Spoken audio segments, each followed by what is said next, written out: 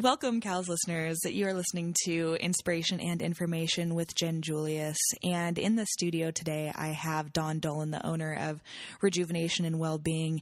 And we have a pretty jam-packed interview for you today. I think I always say that now that I think about it, but it's always true. So get ready.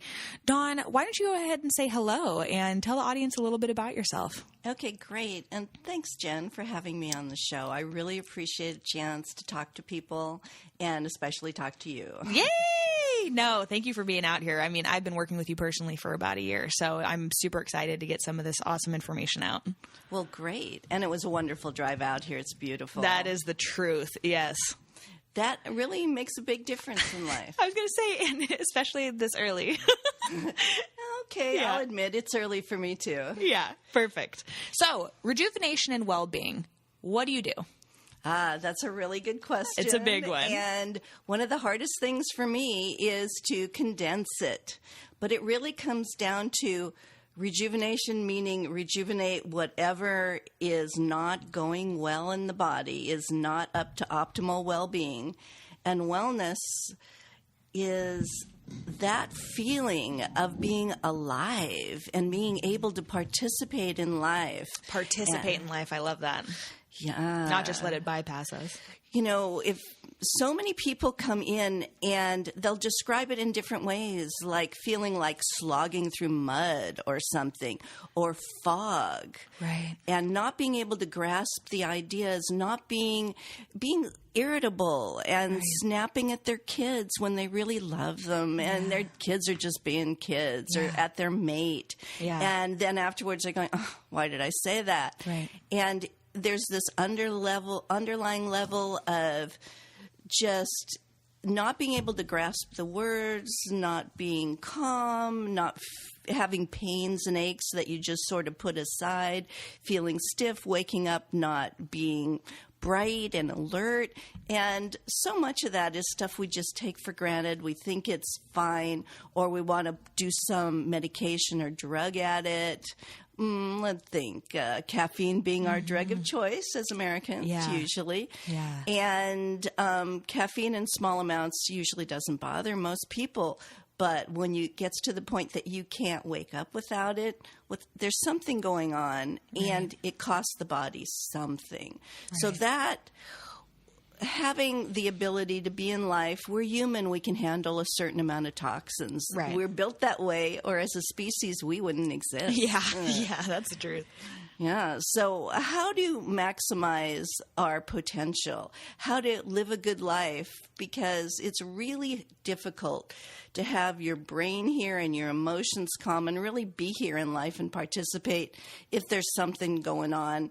And true, there's sometimes things we can't do anything about. Right. But there's so much that we don't realize we can do something about, and it affects us, and it has to do with our lifestyle and our choices. And choices, a lot of times, we don't know we have. Right. So I'm all about educating people. I love it. Good. Because education, that's why my show's called Inspiration and Information, because I think the more information that we can get that really resonates with us and is true, because unfortunately a lot of the information that's mainstream nowadays doesn't have as much truth as I would like, but there's my bias. Well, truth changes. Right. You know, it's really interesting that what they consider standard of care in the medical community has changed over the years. All the time there's new research, there's new findings. So what someone was totally adamant about changes week to week, month to month, year to year. Right. So we're in process. Right. Everything is in process. So you really can't hold it against anyone or any system, because things are changing. Yeah. Absolutely. And that's growth. And stagnation is death. Yeah. Yeah. Well, so then specifically, you have your office in Rohnert Park. Is it technically Rohnert Park or Kotati? Beautiful downtown Kotati. Okay, because I was like that. It's right on the border where I don't know what the zip code is. Okay. It's 94931. Got it. And when I actually thought about moving my office one time, when I thought I needed some bigger space before I rearranged things, it worked out that it's so easy to get to from Sebastopol or Sonoma or Petaluma or Santa Rosa. Plaza, right off 101. Yeah. And for a place that's really so small, it's got Sonoma State. Yeah. There's a lot happening. Yeah, I love Cotati. I would move back to Cotati in a heartbeat. Yeah, being in Santa Rosa is sometimes overwhelming for me. But anyways, so then specifically a few of the things you do, like I put out in our little announcement about you coming on the show, Acupoint Nutritional testing. And then also, I can't say the other thing. Oh, you must mean Jin Shin Jyutsu. Thank you. So could you just give kind of a brief little overview of what those two services are? Okay. Jin Shin Jyutsu is working on the same meridian system as acupuncture. It's a very light touch. It isn't any pressure to do with it, but it rebalances the energetic systems of the body. Got it. And okay. I used to do that full-time for many years. Oh, wow. And just slowly over time, my imagination got captured by Dan Newell, who does Acupoint Integrative testing or Acupoint Nutritional testing, depending on who you're talking to. Right. He's a microbiologist, and one day I took him one of my Jin Shin clients who had a heart attack. And it was a man, healthy looking.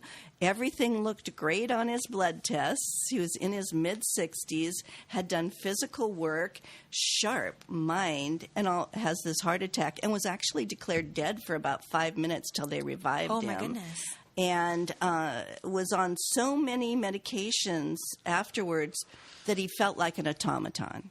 Yeah. And he said, I can't get off the meds. My wife will kill me if the getting off of it doesn't. She's scared. Yeah. Understandable.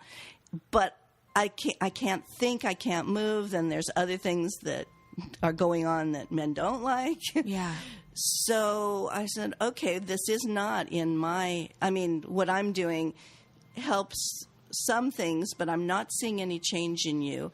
I've heard about this person. Let me take you to him. So he came with me to visit this microbiologist.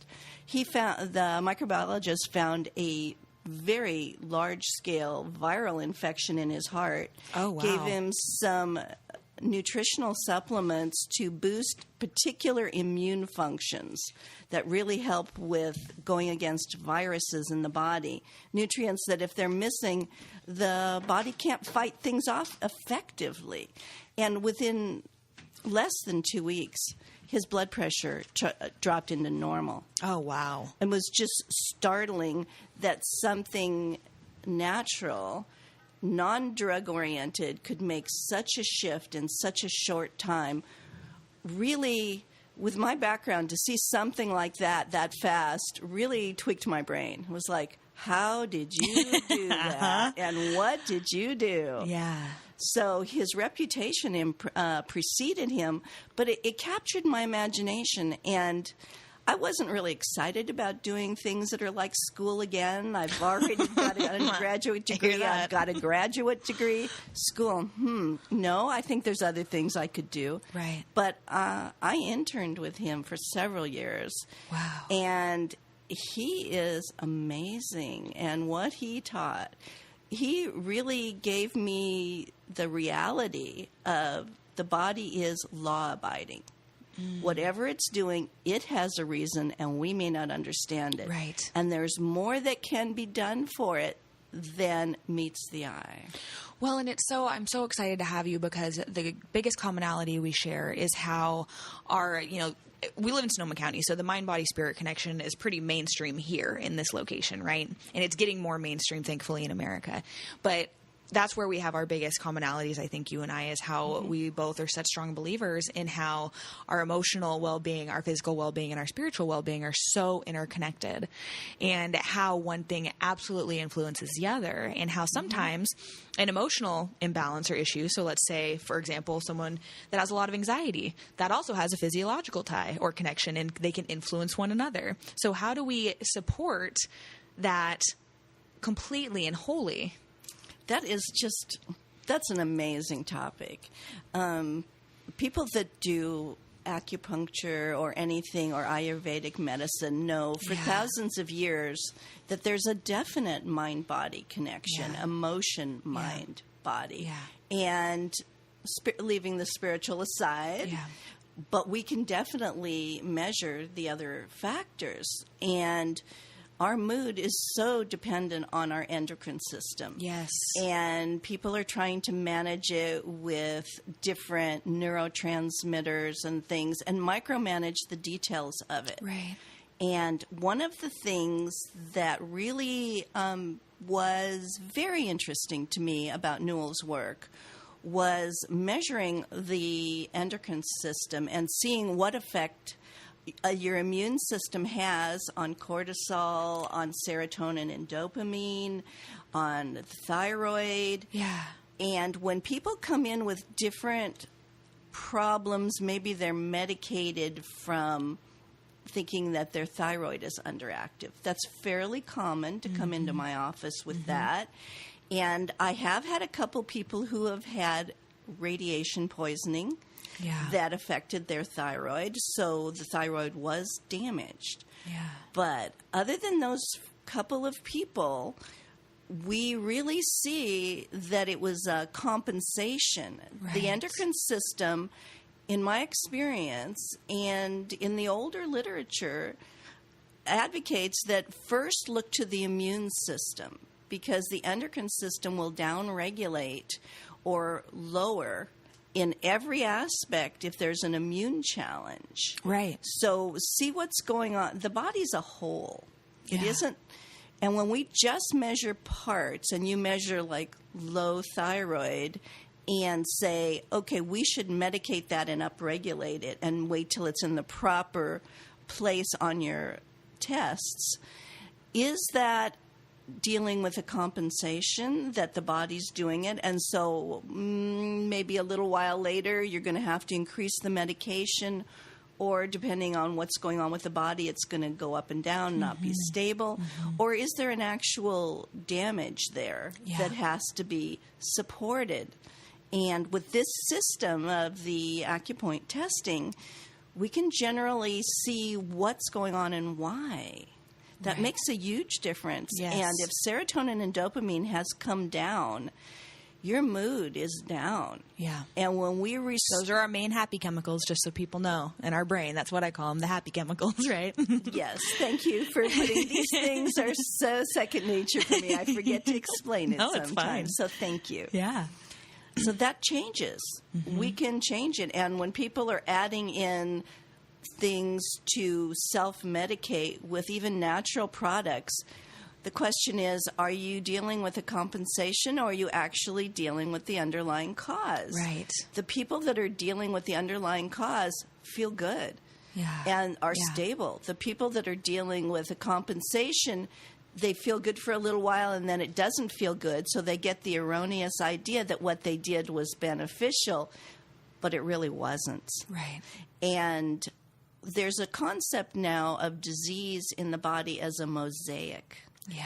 So if you can picture that, all these little pieces, we're just not separate parts. Everything works together. Well, and I think I'm feeling kind of an intuition to kind of share a brief case example of our work together just really quick as we start to dive into a little bit more about how the body can be trusted for what it needs. And when I first started working with you, I had pretty severe anxiety to the point that, it was really clear that my adrenals were pretty out of whack. Remember? It was all over the board.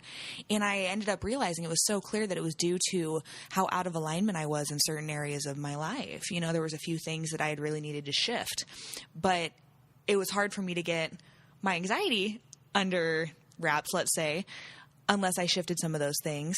But I also had anxiety for so long that it had affected me physiologically. So it became kind of that whole the importance of doing it all cooperatively around dealing with what was going on in my mind, but also realigning myself with what I needed to be doing, because if we're out of alignment, it can cause all kinds of discomfort in our bodies, because I feel like our soul kind of knows what direction we should be going in, or we want to be going in. And if we're out of alignment with that, it causes a lot of discomfort. I think sometimes that's where some anxiety comes from, that we just hits us out of nowhere. But then also when it's prolonged, it creates this physiological imbalance. So there's that interconnection of all the different factors, Yeah, where I come in is when it's been going on long enough that it is actually causing such a depletion. It's been documented that short-term adrenal depletion is going to give you the symptoms of anxiety. Yeah. And long-term will give you the symptoms of depression. Yeah. Now, there may be other causes for anxiety and depression. Ding, ding, ding. They say depression and anxiety go together. Wonder why?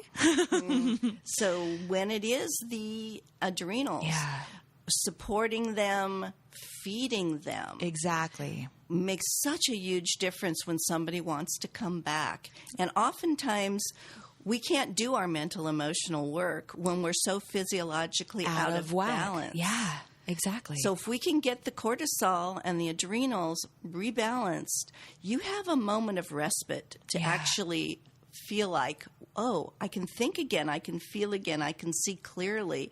And you can make different choices, and former therapies that weren't working for you in the mental emotional realm all of a sudden can work because you're there for them to work. Exactly. And when the cortisol is circulating in that anxiety or depression way, you're not there. Yeah, yeah. And so thank you for explaining that, because I think it is important that there's not always just one right answer, you know? And I mean, sure, if someone's really, really passionate and attached to like maybe a certain modality of healing, great. That's excellent. You know, we want things to resonate with people. That's why I say we're so fortunate to have 1 million therapists and 1 million coaches, 1 million counselors, 1 million health professionals, because we have these opportunities to figure out what works for us and what, you know, really benefits our bodies. But what it comes down to is we're still a multidimensional being. Oh, yeah. And we are in Sonoma County. We have so much available to us. So fortunate. I refer out very often. One of the best things that I do is be able to pinpoint where someone should be. Yes. That's no small thing. Yeah. Like, what is underneath everything? Right. What modalities or combination of modalities are the ones that you need? Right. I refer out to acupuncture, chiropractic, dentists. Yeah. I've sent people in with high blood sugar levels to the allopathic medical physician because they need to be medicated while we look for what happened to their pancreas. What's going on with it? Is it actually damaged? Is there something we can do naturally to help repair it? But in the meantime, it's not going to be pretty for them, and they need their medical doctor to decide what medications they need to be on. Right. And referring back and forth works so well. We have so much available to us. Everything is appropriate in the proper place at the proper time in the proper amount. Exactly. And exactly. No one is the be-all or end-all to anything because we are whole beings. Yes. And we're always changing. Yeah.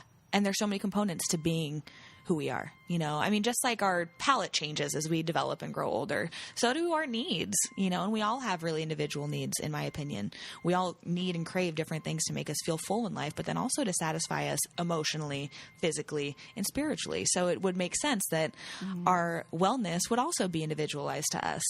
Everything really is not one size fits all. Yeah. We are different, and that's the beauty of life. How boring would it be if we were all the same? Yeah, absolutely. Oh, yeah, okay, I've heard everything you have to say. Never mind, I'm done. Exactly.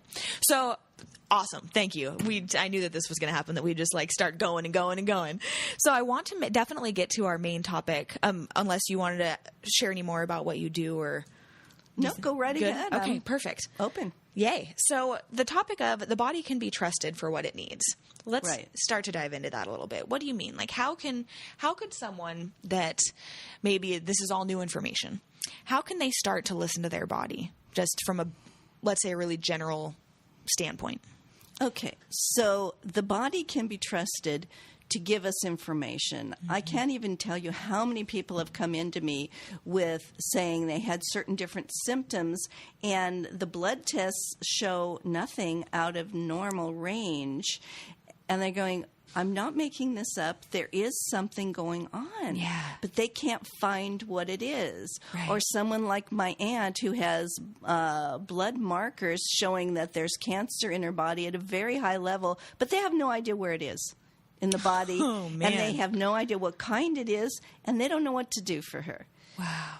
And she didn't have any particular symptoms except her digestion being off, and they're just monitoring it and have done it for years. Wow. So there's so much more we don't know than what we do know. Yeah. And I'm sure if she had any particular symptoms, they would address that in the best way they possibly could.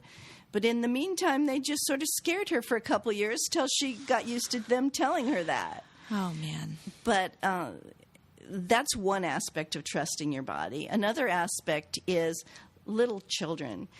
They're going to eat. If they're offered healthy things, they're going to choose what their body needs. And they're going to choose a variety in the way they need over a few day period of time. And they will balance their bodies. Interesting. It is interesting. And another aspect of trusting the body is when you have something going on and you have cravings for certain things, the cravings you have give me really good information about what's going on in the body. Right. But the choices you make may not be the best choices to satisfy the craving. But if you listen to the craving, most people that come in, for instance, with high levels of candida, have a combination of sugar or some type of refined carbohydrate craving because the yeast of the candida is asking for it in a big way. Yeah. And they have some version of brain fog, for lack of another term. Yeah. The mind isn't as clear. Gradually over time, they become more forgetful. Things just get lost and may be attributing it to age or whatever, or being too busy. There could be 1,000 reasons. But the body, when it tells you it wants the refined carbs and it wants the sugar and it wants it now, is actually telling you there's an energy need. Yeah. So you eating the sugar or the donuts or whatever isn't going to be the best choice for energy needs. I can mention a lot of better choices to keep your blood sugar even that would not feed candida. Right. But the candida's asking for it. Or if people have salt cravings, often that's an adrenal need, because if the adrenals have enough minerals, they can function and they work well. Right. Sometimes fat cravings are the brain's request for energy. So there are things, and aches and pains may or may not indicate something in particular, but only about 35% of our nerves are pain sensitive. So, well, you don't want to know when you're breathing particularly, or when your body's digesting something. Just, it goes on automatically. Thank you. Don't tell me. Just do it. Yeah. Yeah. Good point. Yeah. So a lot of those things that you don't think of, but you think of as, oh, it's a bad habit, may indeed just be a bad habit, but it may be information from the body. Wow. So back to more about the body. It can be trusted for what it needs. What else did you want to share about that topic? Well, there's a couple of things that really call to me when I'm talking to people. People come into my office. There's some commonalities that keep coming up over and over and over again and are of interest. We have been brought up with the idea that the medical profession has the corner on the market of all the latest research, all the latest information, and all the best methodologies. And if anything is really drastically wrong, that's the place to go. And in some instances, I'm totally in agreement with that.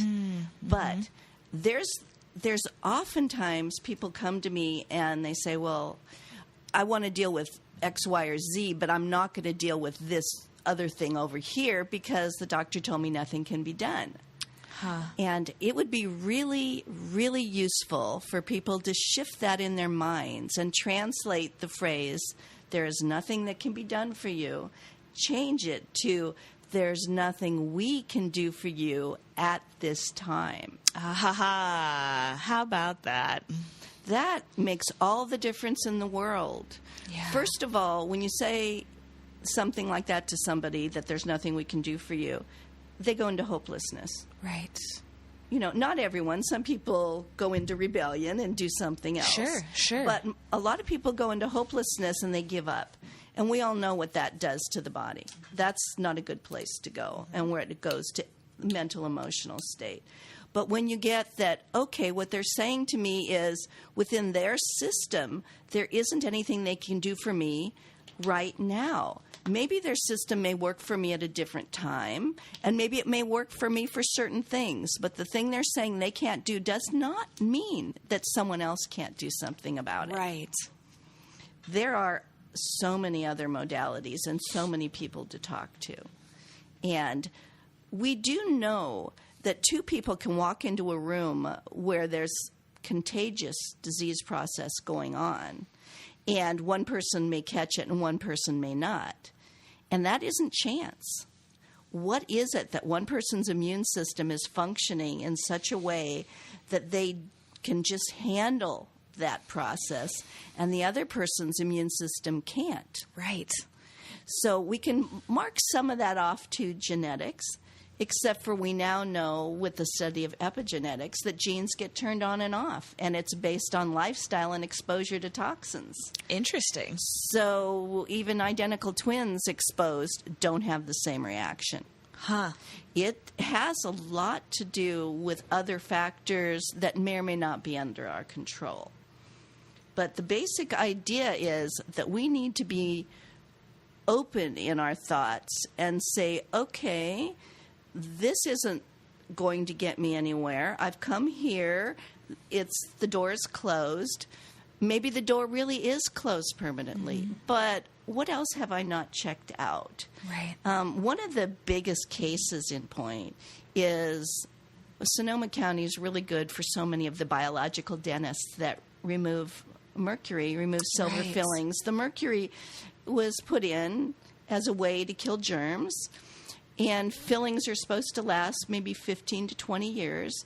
And the thought given to what happens when it's not lasting and what happens with the mercury afterwards, being a known neurotoxin, was not really addressed adequately at the time it was set into the standard of care in the dental profession. But then again, when they were first using mercury, they noticed what a heavy weight it has and how fluid or malleable it is. Right. In the early days, they used it to clear bowel obstructions. It was very effective, except for then they found out how toxic it was. Whoops. So that was left by the wayside. And now, because it expands and contracts with what we eat, that's hot and cold, Right. it's going to make baby crack the teeth from underneath, and you don't even see it on the top. Right. When the dentists are checking for leaks.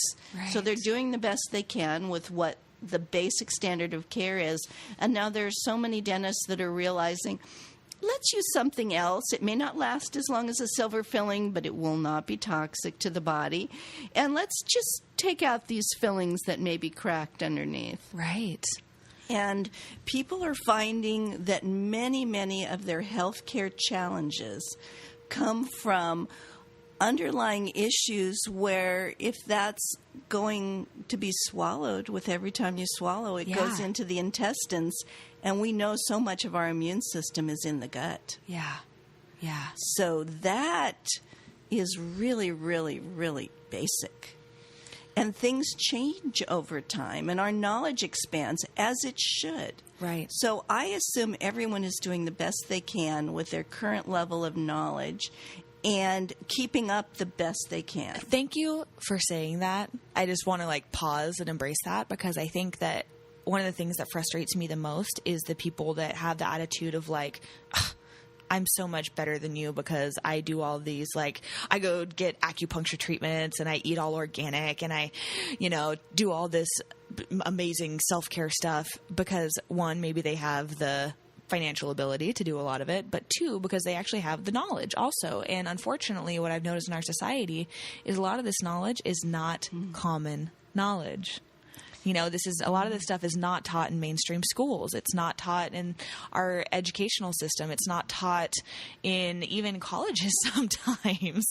And so to just be able to really say people are doing the best they can with what they have and what they know, I think is just so important to honor, because I've worked in a lot of different systems, from in social services and juvenile probation, people with really, very low on the socioeconomic status, whatever we want to call it, scale, ladder that our culture's created. Sorry to get me off on a tangent, but what I noticed is that often it really comes down to the simple fact that people don't know what they don't know.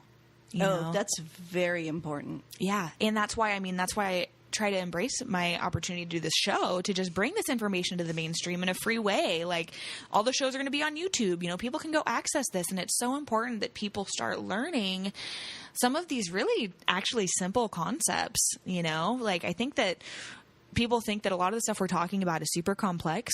No, no, you know, if you want to live a healthy life, it's actually not that hard, you know, to really just allow ourselves to listen to our bodies and to figure out, what am I craving right now? Whether it's a food, whether it's an activity, whether it's a person, you know, whether it's that connection maybe that we're craving. Like, if we really stop and listen, this is so much of what I do with my clients, is say, what are you craving? What do you need? How can you take care of yourself from such a genuine level that you really feel like your tank is full, that you're just filled up and you're alive and well? And how can you really have a bunch of tools in your toolbox to be able to do that? And it's all about listening to ourselves and learning about ourselves. So anyways, I get so excited with you here. I like that. I love it. Because it's like, you're talking about something that excites me. Yay. Well, and it's so beautiful because, like, I do a lot of the coaching, but then you do all this amazing work with the physiological components that just make me so excited, because the more I've learned in the last year from personally working with you, but also getting to just learn more about what you do, has been so inspiring to me as well, because to really just understand the importance of understanding when our body has a physiological imbalance, it's naturally going to affect us, period. And it gives me the idea, here's an example. If you have a sprained ankle, you're going to walk different, and it's going to affect your body because you're walking different, right? Simple as that. Any chiropractor will tell you that. Yeah. And then also, and this is a different topic for a different time, but then when I work with people, one of the things I say is, okay, so if you have an injury in your body, like, what does that represent from maybe an energetic perspective? You know, like, a lot of times back injuries often are kind of symbolic of feeling a lack of support in life. Mm-hmm. You know, so are ankle injuries, actually. So I look at that, but then it's how do we look at the big picture, but then how do we also just be realistic and say, okay, so how can you really take care of yourself considering the imbalance you have currently occurring? Very good question. So what I saw you writing something down. Is there something else that you wanted to touch on? Oh, well, of course. Okay, I could probably talk for 3 days. Right, I know. At least. I know. I'm going to have you on again. Don't worry. We'll have plenty of time. Great. No, as you were talking, there were certain particular thoughts that really struck home. You were talking about simplicity. Mm-hmm. That is just huge. When we don't need to know everything to feel better and do better. Right. The weekend before last, I was at a 2-day seminar on epigenetics, and they went into the minutia of gene transcription and telomeres and things.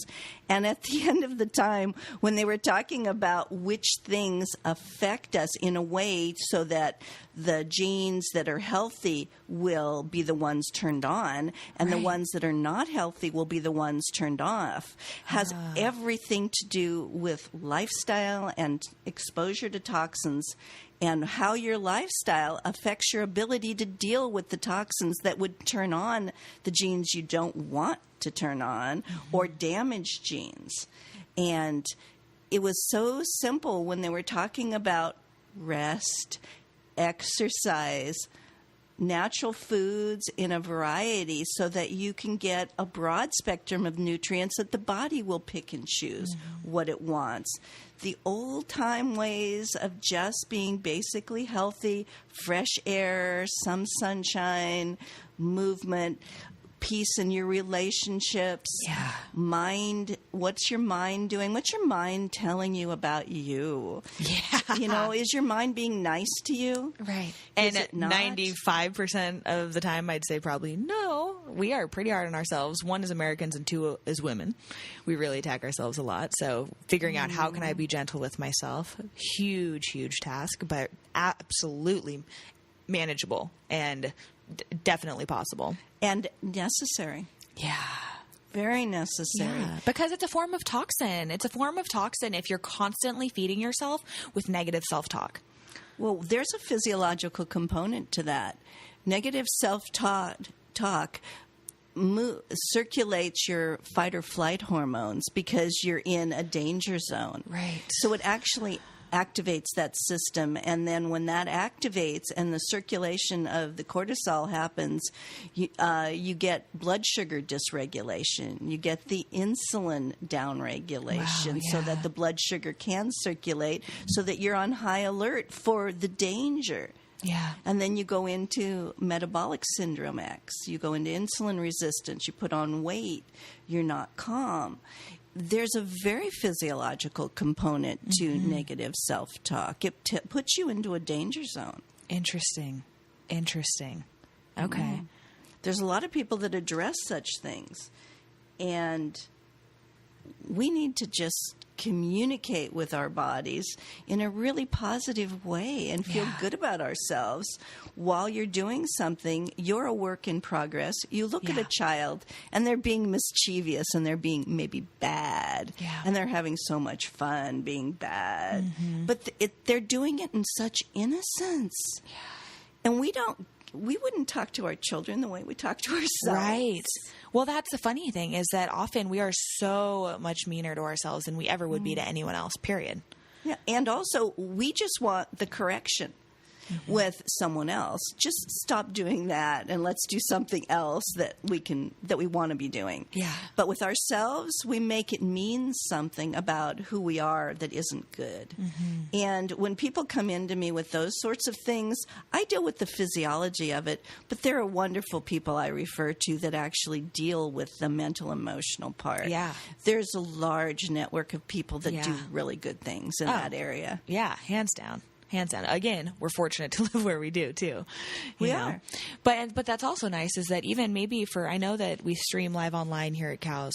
So also for people that are maybe streaming live online, the other nice thing is a lot of the practitioners that are based here in Sonoma County also work though via sometimes phone or Skype or for, do distant stuff. So just because you live in an area that maybe doesn't have as many services, you can still find services that you can work with that maybe just don't require you to be in person. So that's something to just consider too. Because my business is that way. So I have to sometimes remind people like location doesn't hold you back. That's so true, especially with the advent of Skype. Yeah, I know. Oh my gosh. So much has changed like in the last 10 years. It blows my mind.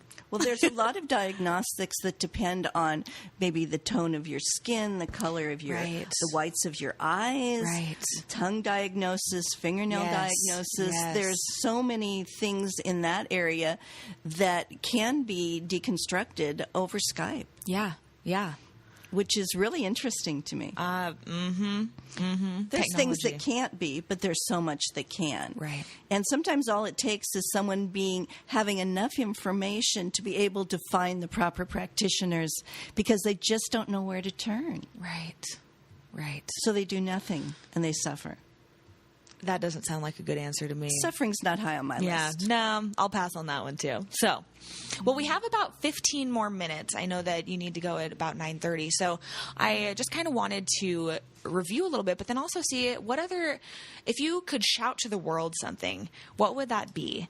And then if we have time, we can potentially open it up for callers if we want and just keep discussing things as well. But I really want to just make sure that while we have this opportunity for our first interview today, first but not last, that we can really just touch on what we were talking about with the body can be trusted for what it needs. We can listen to our bodies and really start to trust what we're feeling and really start noticing how we're feeding it and then really take care of ourselves in a really whole way, emotionally, physically, spiritually. And how nutrition is such a big impact on that and how making sure our body's balanced from the physiological basis with supplements perhaps can be helpful. So review a little bit with that. And then also, if you could shout something to the world that you just really wanted everyone to hear that's listening and will listen in the future, what would that be? Okay, great. Let me just first address nutrition because that's one of the main components that I'm dealing with. Yeah. Everyone is really aware.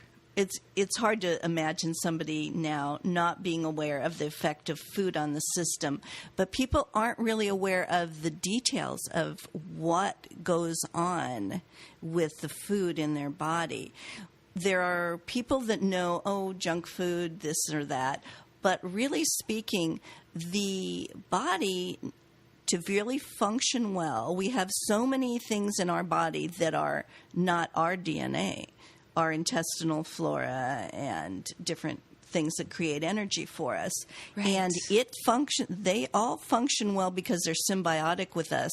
And it's been going on for generations in our evolution of the body, and has decided what combinations and how to adjust and adapt to the environment, what things keep us healthy and in a good symbiotic relationship.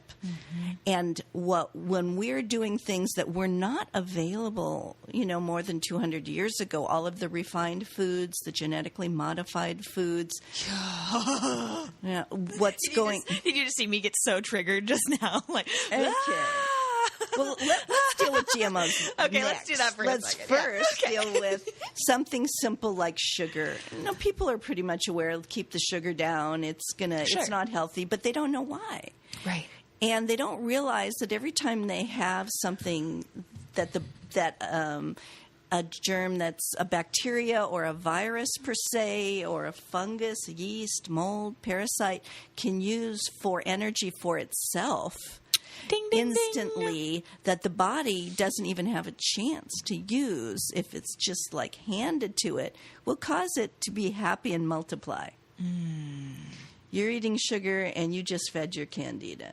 But if you ate a non-refined carbohydrate, the body would have to process it first, and in that processing, the body would get its nutrients, and then the candida is going to get a little too. But it's not going to be fed in the same way. Right. So when you're eating things that you have this nudge isn't too healthy, if you're feeling great and you have no symptoms, you're more likely than not to be able to get away with it. We're human. We can get away with small amounts of toxins. Sure. And feeding a few bugs in us that are compensated for by our immune system. But how much? Right. And your favorite, one of the things that you say so much that I just love so much is, buy the toxin, buy the cure. Like if you're gonna do something, if you're gonna treat yourself, make sure you take care of yourself too, Yeah, we do that. Sometimes we over treat, and don't take care. Yeah. Okay, so for those of you that haven't seen me, one of the things Jen's referring to is if you're drinking alcohol, support your liver. Yeah, let's just get real. If you're eating foods that have sugars in it and you are a person who has candida, have certain enzymes that happen to think candida is yummy food. Yeah. So we can balance out lifestyle to a greater extent than we think. Exactly. But it depends on the personal internal biology how much we can get away with. Right. It's not like, hey, go get totally wild and then we can just take a bunch of nice little supplements. It's like, no, but we can, there is something beautiful to being human and enjoying life and certain things in moderation and just really creating a balanced lifestyle for ourselves while making sure we're taking care of ourselves on, a really basic but deep level, know, because sometimes really basic things have really deep effects. Well, I agree. And about basic things, one of the most basic things you just mentioned is treating ourselves, having a normal life. And what I've noticed is that as people learn to make different recipes and things that are just totally delicious, that are absolutely healthy, they have new favorites and they don't feel deprived by not eating things. And their tastes change. Right. Exactly. So, yes, we're going to be traveling. Huge. Yes, we're going to be eating in restaurants. Yes, we'll be in different places and exposed to different things. But if you have the majority of the things that you eat at home healthy, it makes a huge difference. Oh, yeah. And people don't feel deprived once they find out enough things that they actually like. There's no end to the variety. We just have to be creative, and we're human. Yeah. We're creative by nature. Yeah. That's who we are as a species. Yeah. That's our main focus. Right. Yeah. Okay. And the other thing was I just wanted to touch briefly on the Sure. GMO thing. Oh, thank you. Not Yes. the- not you saw the as I got politics. riled up. That's the thing Okay. is I always say sometimes it's good we're not on video because I'll just start waving my arms, getting all crazy. Yeah, let's touch on that real quick because I think we need to get some truth out around it. Well, one of the things that really caught my attention recently is that it's not very often that the far left and the far right politically actually agree on something. And one of the main problems, we all have heard what the problems are on the left with the genetically modified foods and changing our intestinal flora and not knowing exactly how it's doing it. But there are a lot of medical physicians who are really concerned with the lack of research on what's happening with the genetically modified foods, most of which are using a virus in order to make them replicate. Things don't grow like you combine different species, they don't reproduce. And you want to create something that will reproduce. So in order to do that, they've been using, the most common is a cauliflower virus. But different viruses, and most of the theories are physical evolution had a lot to do with and still has to do with slow replicating viruses, allowing us to adapt to our environment, and the quick replicating viruses having to do with killing us. So some friend and foe. And when you have a virus that is introduced into our system in large quantities rather than small quantities in a natural way, but in a very large quantity, it's going to cause mutations in our intestinal flora and in our DNA. And that's going to change the effectiveness of the current use of antibiotics. Right. So it changes things in unknown ways. So the research hasn't been done in a way to really check things out before it's been put on the market. Things have been fast-tracked. And even the information I'm giving you right now is things that are being brought up for discussion. So I don't know what about that is going to turn out to be true or not true. But I know what is absolutely true is that the research isn't in yet on it. And these are things that we're playing genetic roulette with. So this is a dangerous ground we're walking on. Yeah. Evolution was slow over time, and when we're doing something to speed it up and we don't know the effects of it yet, it could be fabulous. It could be less than fabulous. Wow. Where are we going? Yeah. So that got my attention. Heavy sigh. Okay, so to the extent we can do something about it, we eat organic. Yeah. There's no way we're going to avoid the others right now. Would you recommend? I always forget what the list is. Is it the Dirty Dozen and the Clean 15? Is that what it is? I'm not sure what you're talking about exactly. I've heard those phrases, but I actually haven't researhed that. I'll see if I can Google it real quick by the end of the show. But it's a product list that just explains if you can only let's say that you have a really limited budget and you can only afford to buy so many things organic, what are the most important things to buy organic, perhaps due to the thinness of the skin of the produce or something? Oh yeah, you're right. I have heard of those things, and I haven't researched it to know anything about it. I basically just avoid everything that I can avoid. Yeah, and because you eat pretty much everything organic and well, I can do that at home. Right. Well, we have no control sometimes. But I'm out a lot. Yeah. And I can afford it right now, but there are times in my life where I certainly couldn't have in my mind thought I could afford it. But one of my clients is really good at figuring things out and cooking, and she's been telling me that she's able to feed her family very frugally because she doesn't buy things that are pre-made, and she does a lot of naturally fermented foods that she does the fermentation on. Makes a huge difference on not buying things, and they're not complicated to make. That just, for some reason, as you were just talking, it reminded me of something that we discussed, I think, quite a while ago. But it was the idea that oftentimes, how do I phrase this right? We know I often have a hard time with being diplomatic, let's say. in PC. Oftentimes we have, obviously they say there's an epidemic in our society around obesity. And we've discussed before that often what happens is when people keep eating and are eating excessive amounts, it could be due, maybe we're feeding, viruses in our body, the virus is craving it, and that's what we're hearing. But on the other side, sometimes what's also happening is our body's craving certain nutrients, and that's what's kind of triggering us to not feel full, to still feel hungry, because we're craving certain nutrients and we're not feeding our body those nutrients. We're eating things that are either like absolutely null of nutrition or even just almost create a negative amount of nutrition in the body, So I just wanted to kind of touch on that too, that sometimes, especially if you're noticing that you're just like craving food in general, there could be an emotional connection. I work a lot with people with that. But there also could just be the simplicity that the quality of food you're eating is nutrient deficient. It's not providing the nutrient impact that your body needs to feel satisfied from a nutrient-based level.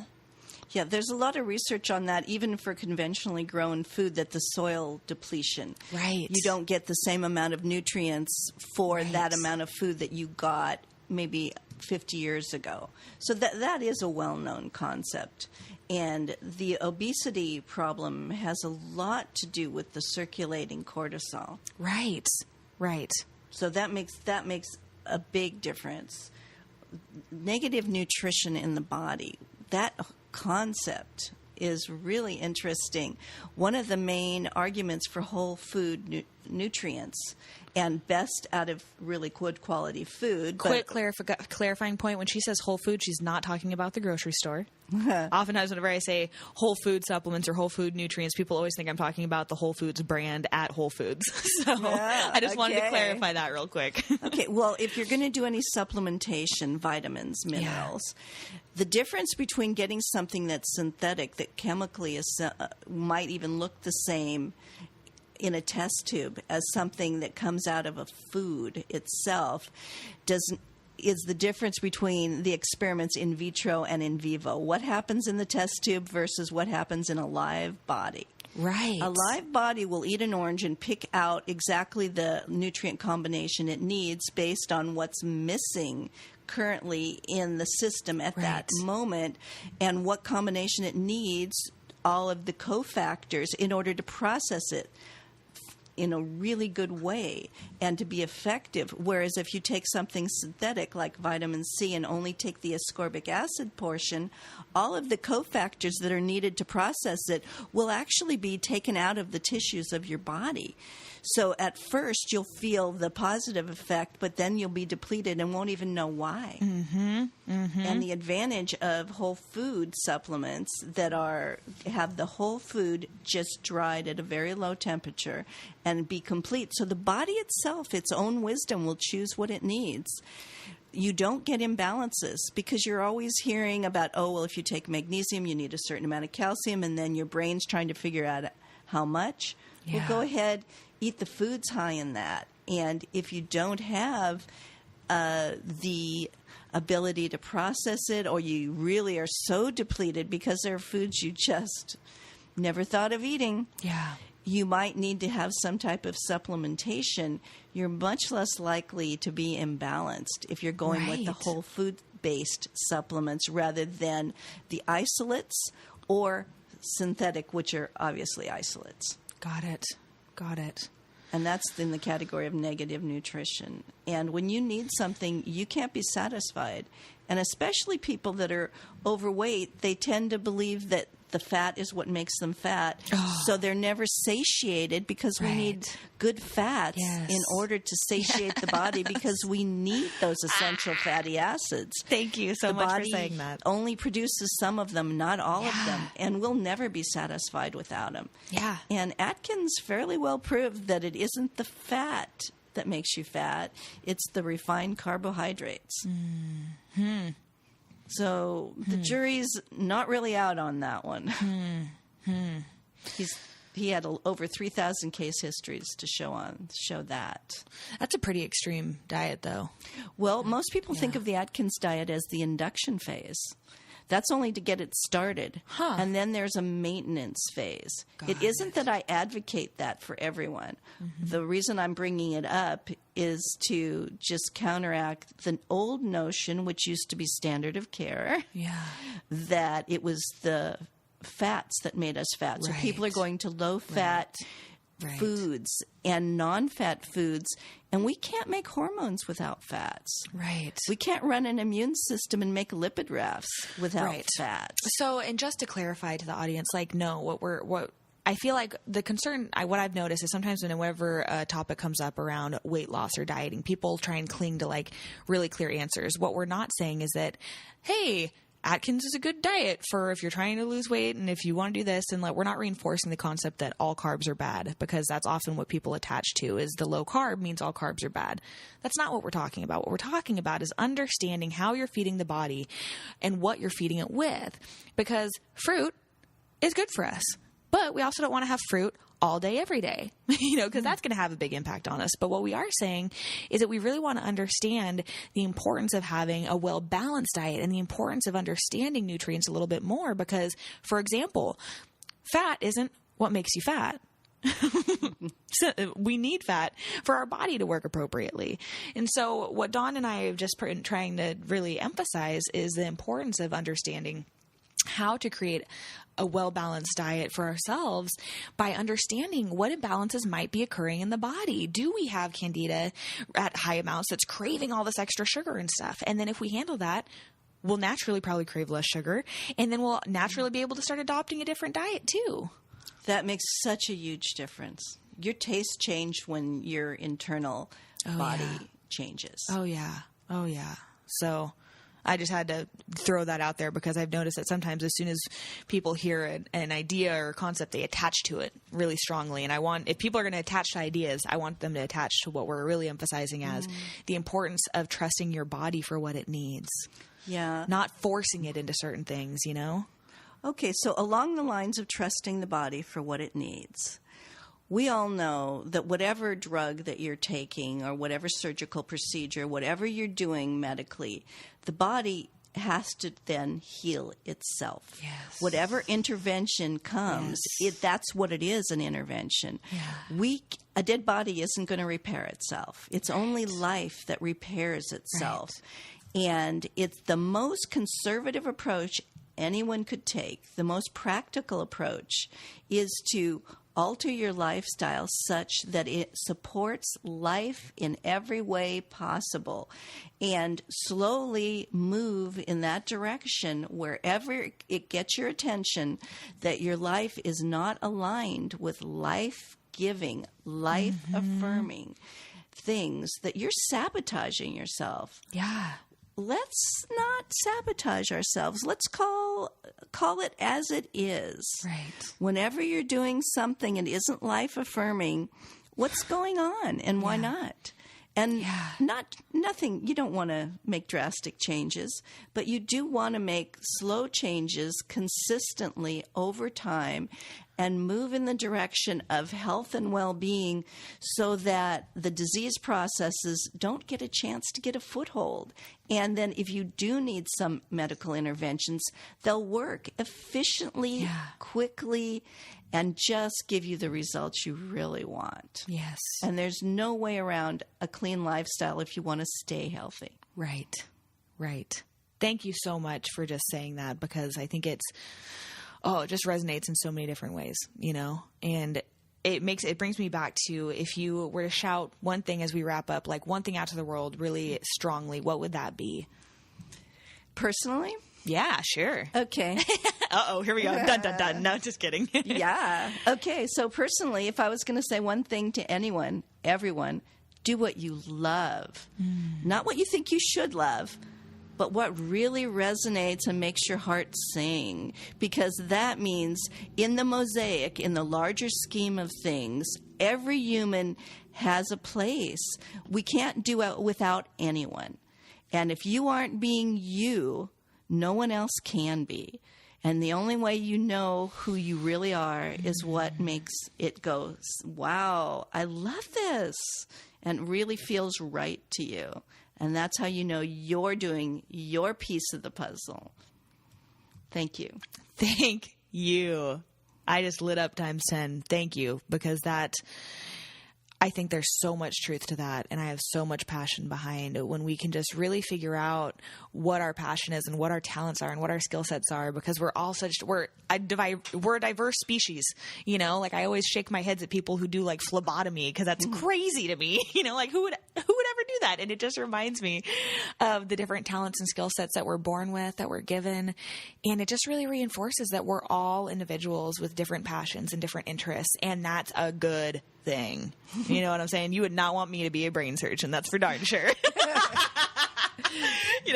So thank you so much. As we wrap up, I wanted to let people know how they can just find out some more information about you. Do you have a website? What would be your best way to contact you if they were interested in maybe asking a question or getting more information about your services?